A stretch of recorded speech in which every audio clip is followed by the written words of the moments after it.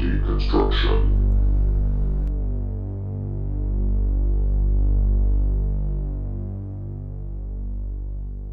Excuse me! Excuse me!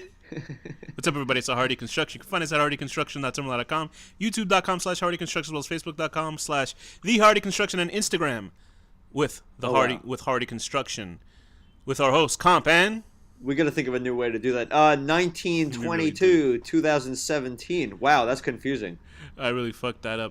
1922, directed by Zach Hilditch, written by Zach Hilditch, based on the novel by the novella by Stephen King, starring Thomas Jane, Molly Parker, and Dylan Schmid.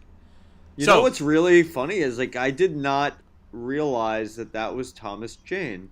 Really? The whole time. He's very good in this. Okay. A simple yet proud farmer in the year 1922 conspires to murder his wife for financial gain, convincing his teenage son to participate. So this is another film within the Stephen King universe they've been churning out some Stephen King pieces of art recently, from excellent to good to mediocre. Horrible. To mediocre, horrible. Yeah, I was gonna say mediocre, but you're right, horrible. Starting off with the Dark Tower this year, which is a colossal fuck up, but everything else since has actually been good. So I don't know what that was. They sacrificed one Stephen King. That was some asshole greedy producers saying, "Hey, fuck the fans and what they want." Yeah, that's exactly what that was. They had to sacrifice one Stephen King story, which was probably his most epic work, to, I guess, let the other ones work. Because what else have we seen? I mean, honestly, no offense to 1922, it was good, but right. Yeah, I'd rather The Dark Tower be good than 1922. You know. Yeah, we'll get into that. There was something about 1922 that worked and didn't work for me, but we'll get into that. But speaking of the other Stephen King pieces of works, there was obviously The Dark Tower, which sucked dick. There was It, which was a financial success this year. There was also Mr. Mercedes, which I enjoyed very much, and it got a second season, so I'm very happy for that. There was also Gerald's Game, which we all enjoyed. We did an episode with Thea about that, and then now's this, another film based on a Stephen King piece, a novella, a short story. I don't think I've ever really read Stephen King novellas before, his short books. Oh, you should check out his collections. They're great. I heard a short story about he did one about a car, not like a car possessed by people, but like an accident on the road. And it was actually pretty good. It was I heard it on some podcast called whatever. It's a podcast you remember about what it horror was stories. called or no? Okay, leave me alone. So this movie stars Thomas Jane. For most people, they know him from The Mist as the main guy in that film, and also as the second iteration of The Punisher when Marvel was trying to... And also he's in Arrested Development. Was he? Who was he in? Oh, yeah. Who was he in? He's studying as an actor to be a homeless person in a movie, and also a feel-good movie as a dad or something. And he works for Michael Bluth for as a homeless person, and then he dates Lindsay for one date or something. Okay. So why did you pick 1922?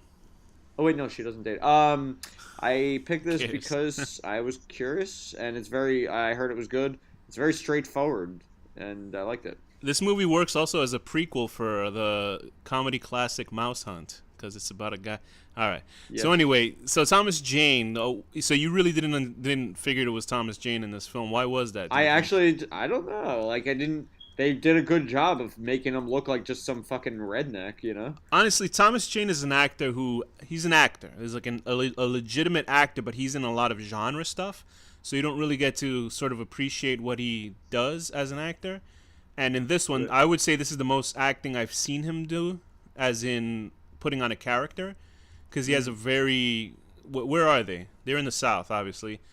And Nebraska, and they're sort of... He's playing a sort of a hick farmer, and he talks basically through clenched teeth throughout the whole film. Yeah, he doesn't open his mouth, ever. Yeah, so he has this very... very deliberate accent.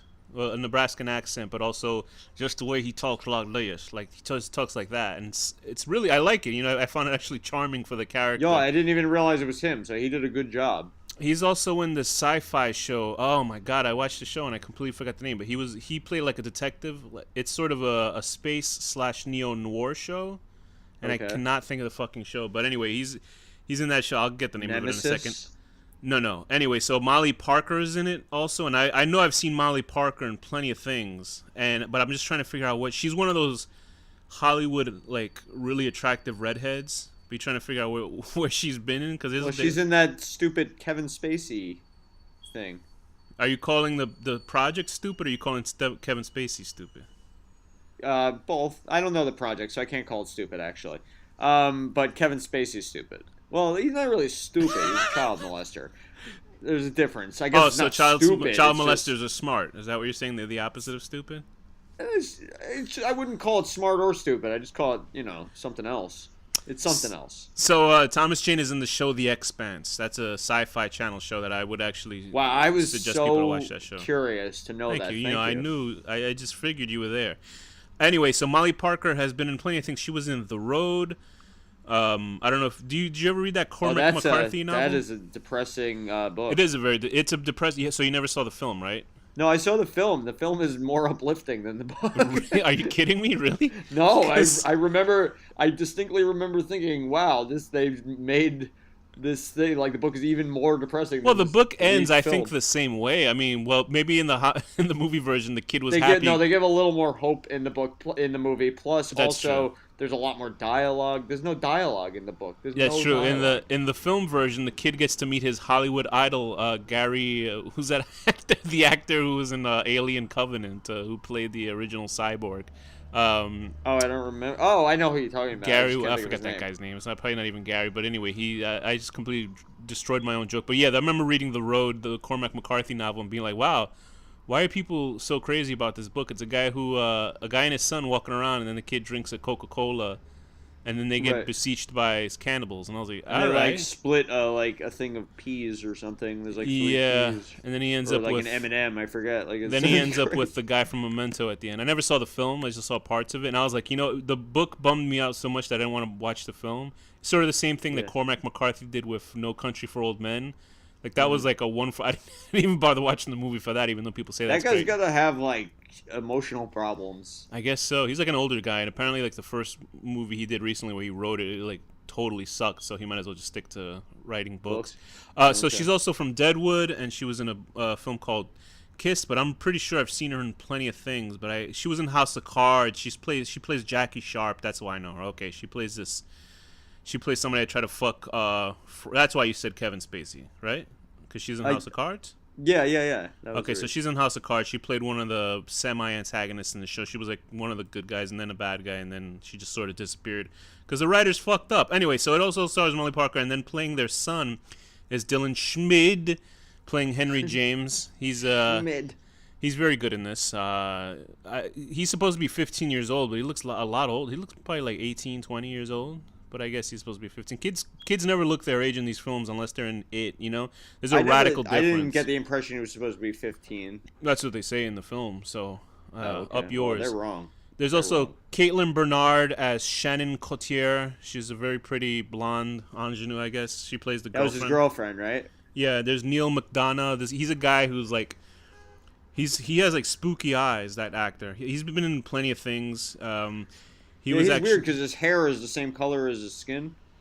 Yeah, and his eyes are like... Or it's like slightly lighter. It throws you off a little. His eyes are ice blue, and here's the best role that I remember him. No, actually, I know him from a lot of things. He was actually in... But anyway, the best role he was in, obviously, he played M. Bison in Street Fighter, The Legend of Chun-Li. And get this. The M. Bison in that film had an Irish accent, even though he was raised in China. So go figure that out. Wow. It was so bad, but Neil McDonald's been in a lot of stuff. If you see him, once you see him, you're like, worse than the live action Street Fighter? No. They made a second Street Fighter live action film. Did you completely forget about that or something? I guess I blanked it out. I must have repressed it, It was worse than the first Street Fighter movie. That was possible. It literally was worse. They hired here's the thing. They hired an ugly guy to play Vega. They hired one of the guys from the Black Eyed Peas. You know the ugly guy from Black Eyed Peas? I don't know what any of them look like, actually. He's ugly, and they hired that guy. And I know because I'm ugly myself, so I can smell ugly. Poor Raul Julia. That was his last role, Street Fighter. Yes. And anyway, back to it was a Tuesday. So anyway, those are essentially rounding out the main cast of the film. Although everybody else the main cast really is Thomas Jane and Dylan Schmidt as the father and son. And where are they in this? What year is it that this film is taking place? 1926. Yeah, I think that's and and they're on a farm in Nebraska. So basically, the wife wants to sell the farm and get money and move to the city. It's basically Green Acres with murder. Yeah, there you go. I remember thinking that like a few times. Oh, this is Green Acres. Did you ever watch that show? I never watched that show, so I wouldn't know. Loved Green Acres growing really? up. Yeah, yeah. What was so good about that show? I watched all of those shows when I was growing up. Good lord, what was so good about that show? I never understood watching any of those shows. Green Acres is the place for me. Like Gilligan's Island, I never liked it. Not that I didn't like it, I just didn't understand the appeal of those shows. All that stuff was great. I could never get into those shows like what was that one? Andy of Mayberry, that show with. I never saw that. Anyway, I never got any of those shows. But anyway, so it's basically this guy plots to kill his wife using his son, and he tries to convince his son, hey, listen, what an asshole. He's like, if your mom has her way, she'll take you out, because the wife really wanted to be sort of have more of a life than living in the fucking farm business, and she wanted to be a dressmaker. She wanted to be a designer, and yeah. Times they were a-changing, although not really, so I'm sure she would run into some fucking pervert, just like every woman is nowadays. And they could have compromised. They could have sold half the land, and she could have had her dress shop and commuted or something. But no, she could have had her. You know what she should have done? She should have just built the dress shop right in the middle of the cornfield. So then people would be like, they would actually have to go through the corn maze to find a dress shop, and they'd sell dresses custom made for scarecrows. Yeah, exactly. Like millions of earrings made out of corn ears and stuff. It'd be fantastic. That'd be great. But anyway, so Molly's character, the wife, actually sort of gets done in about 15 minutes into the film, and we're left more of like Wilfred James, who's Thomas Jane's character, sort of maneuvering his way out of not getting caught. And the thing is, here's the thing about this film, to me, it hits every note, pretty right for what it's trying to be, but I felt like it was missing a giant sort of something, and I don't know what it is. Like, the movie wasn't bad, but I felt like it could be a lot more than it is. And I wasn't necessarily affected by the spooky scenes. And, you and I have seen a lot of scary movies. Right.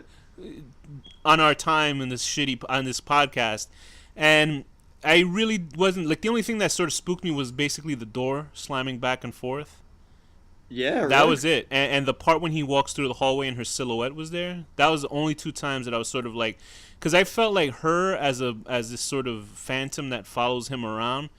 I felt like she was too... Is she even real, or is it his hallucinations? I bet it was just his hallucination. Like, I think it was just his guilt. It's sort of like the Telltale Heart kind of thing of a movie. Yeah. You know what I mean? Even though he didn't bury her in the house, he buried her in the well, the unused well, and then they threw a cow on it. The cow scene was fucked Part up. that had me laughed. I was like, I thought the cow was haunting him too when he was in the house at the very end. That would be funny. I was like, is that the ghost of the cow?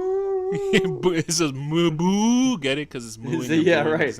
But yeah. So she comes around, but she doesn't necessarily look. She just sort of looks like a woman walking around with like special effects on her face, like makeup. That's what she looked like. I liked how it looked when it was close up and her eye was looking one other direction and stuff like that. But other than that, like, especially like some of the special effects in this movie are pretty like really blatant. They're not horrible, but they're super blatant. Like sometimes like Walking Dead sort of bad CG. Like when she's down and it's pretty like, gross. The part when there's like a giant rat in her mouth, but it still looks super CG. Because when you see that tail coming out of her mouth, I was like, what is there, a fucking like snake in her mouth? Well, I liked all the actually I don't know, it could have been real because there's a lot of rats and like they're coming out of holes in the wall and shit. Like, no, I believe there was actually a rat in her mouth. I'm just saying that the CG was bad of a rat. No, I'm saying what I'm saying is the haunting could have been real and not just in his head. Because I get what you're saying. I get what you're saying. But I gotta say that the last effect in the film, the last visual, was one of the worst special effects I ever saw with the three of them there. Which visual was that? With the three people dead, the wife, the son, and the girlfriend, and they're standing there, and you can tell they had makeup effects, but then they also like extra added CG to them to make them look. It didn't strike me as that bad. I thought it was really fucking poor. I was like, this is because I watched it on a big screen. I don't know how big your screen was, but I was like, this is bad looking. Very big, yeah, it looked pretty like once you see shit from far away, you're like, oh, okay. But then when you see it up close and you're able to make it out, you're like, this looks like bad CG. But whatever. I mean, Oh, okay. you know what else would have been great? Like, it would have been great. Like every time he tried to kill one of those rats, he yelled out "rats," but and snapped his finger. Yeah, like he snapped his finger at the same time. So this film really is. What did you feel? Or you know what would be really cool? You see the rats like emerging from the holes, blah blah blah, and then all of a sudden like a giant hole bursts in, and it's the Rat King from Ninja Turtles. That's what I thought. This is the origin of Rat King's mom. And then you see Splinter come in and fight him, and it changes his whole view of rats from that point forward. You see an Asian man jumping in the middle of the air, kicking pieces of wood to break them, Right. and then he arcs his back, and a big laser shoots out of him, and he turns into a rat, just like the beginning of the cartoon show. Like Yeah, every right, episode. right. But yeah, I mean, like, I feel like this movie could have probably been on the level of There Would Be Blood if they gave more material for the character, like an extra half an hour, because it felt like everything sort of rushed after his son disappeared. It's a novella, and it felt like a novella. I get it, but they still structured Gerald's Game. No, Gerald's Game was a novella as well, right? And that was still structured where they added enough stuff. Like I think they wrote that. I mean, from, I'm not saying that they couldn't have done it. I'm saying I think they chose to make this more like a short film feeling film, even though it's long. Like I think that they were going for more just like let's make this cute little tale. I feel bad for Thomas Jane because the guy. I mean, well, obviously, it's been getting actually good critical reviews for this film, so that's a good thing. But and this shows why he's a really good actor, and he should sort of be more of a film star than sort of stuck in the middle of, direct to DVD. Even though now direct to DVDs are getting much more quality in terms of their production values. And specifically him in this role he's really good. I mean, he's really, this is the first really time good. I've ever thought he's like a really good like actor. a really good actor, right? And I always thought he was sort of a good actor, but I always thought he sort of acted the same in every other film. But he legitimately was good in this stuff. And the part where he gets spooked, I forgot what scene was where he got spooked, and when he was reading a letter, he was reading a book on his chair, and a drop of blood falls on his hand or on the book itself, and he jumps up, and it's almost comically how scared he is. But when people are scared, they look like scared shitless. So yeah. I always once you see how somebody acts scared in a film, you're like, okay, you can either buy it or don't buy it. Well, you always said Leslie Nielsen was your favorite, right? Oh no, Liam Neeson. No, I said Liam Neeson. I said Liam Neeson. I always say Liam Neeson because he's from the Haunting. Because it's so funny. I swore you said in Creepshow no. when Ted Danson emerges from and is coming at Leslie Nielsen. I always thought it was funny how he gets scared in the movie. I think Liam Neeson's is the best in ever being scared in a movie because it's so fucking funny. Literally, he shit his pants. It's called The Haunting. I'm sure we'll do that one day because that movie has a scene where an actor that you probably hate gets decapitated, so it might be worth watching. Who do I hate? I mean, we probably won't hate him. We probably find him annoying. I don't want to spoil it, but we'll see that movie one day. Okay. But yeah, I thought Thomas Jane really stood out. This is a vehicle for him, and it's sort of a one man show. This film. And I don't hate Owen Wilson. Oh, okay. Then I guess you spoiled it. Good for you. And yeah, I think everybody kind of does it. I think Molly Parker's a little bit wasted in the role. Do you know what I mean? Because I've seen her act and stuff. I've seen her act in House of Cards. She's very good in that. And she's sort of here, and she, she's not dislikable, but she's not likable. There's sort of no feeling for her. She doesn't come off as a little dislikable. Yeah, she doesn't come off as the most loving of mothers in the film, but she doesn't come off as a bastard. She just sort of maybe comes off a little bit selfish. You know what I mean? She comes off totally selfish, although she doesn't deserve to die for it. But. Yeah, right. They're both selfish, Wilfred and Arlette. Well, he's a whole other super level of selfish. She's just annoying and kind of a bitch. He's like a complete scumbag. Did you like the framing of the film where he's sort of narrating the movie? Because I liked what they did with that. I thought his voiceovers really worked, and that's usually how they would do a good way of adapting Stephen King books. Because I think a lot of them are first person. So not all of them, but. It's good to frame a Stephen King novel because he does write a lot of good stuff in his books where main characters will say something pretty prolific in their thoughts. You can't necessarily have somebody saying out their thoughts like that, but it works when it's somebody writing it in third person. Well, thanks for explaining how narration works. So what else? What other ideas did you have about this film that could have worked or didn't work for you? Um, they could have, they could have done a little better job with the effects, I think, but it's not like bad. I think it's fun. I like that. I was surprised. I had no idea what it was. I never had read this story. I guess I had never read Full Dark or whatever that collection. Okay, was But it Full Dark All Stars? Is that what it's called? Oh, no, Full Dark No Full Dark Stars. No Stars. Yeah, I I don't just know thought if I. I just thought All Stars Full is Dark. Yeah, it'll be the fat guy going, "Hey, now you're Full Dark. You're the All Stars." Oh Go. god. Sorry about that. No, glad you have to. Um, Anyway, I didn't know really what to expect, and I don't know if I've read other books in that collection. But anyway, yeah, it was like a very straightforward sort of movie, but definitely cooler than I was thinking. Yeah, I thought it was So good. I thought it was yeah, just missing an element, but I don't know what that element is. I think it needed to be fattened up. Honestly, it was like now it's an hour and like 42 minutes. I saw it in pieces, so it didn't really feel long to me. But I okay, felt like it could have been one of those movies that were about 2 hours and 15 minutes long. Do you know what I mean? It felt like it could have been sort of an epic, but it right. didn't go that route. It just sort of happened.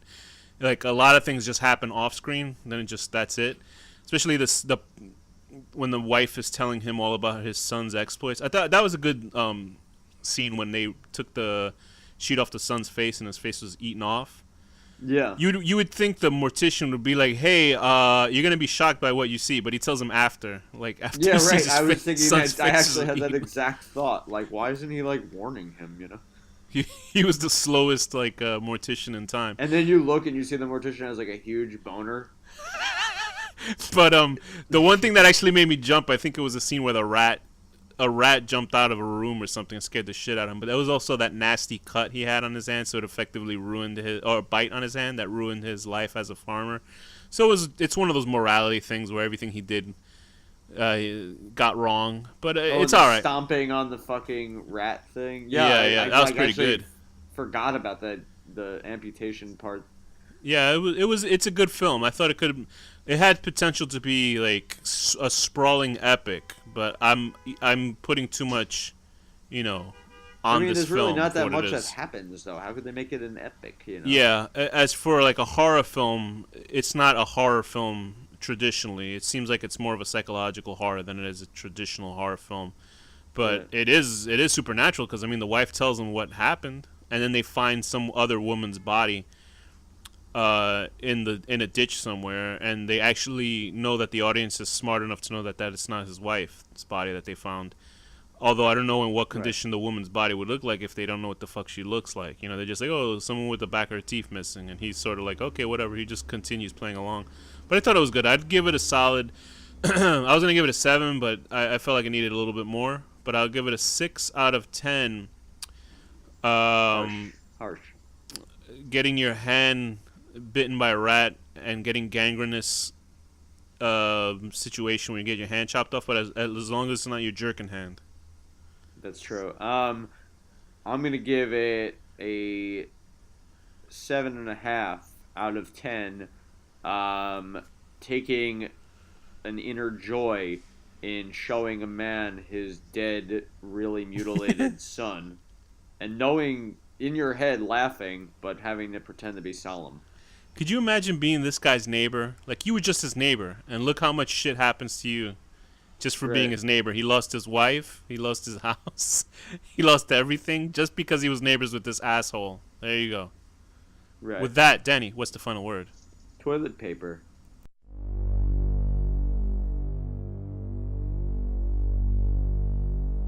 The Horror Deconstruction.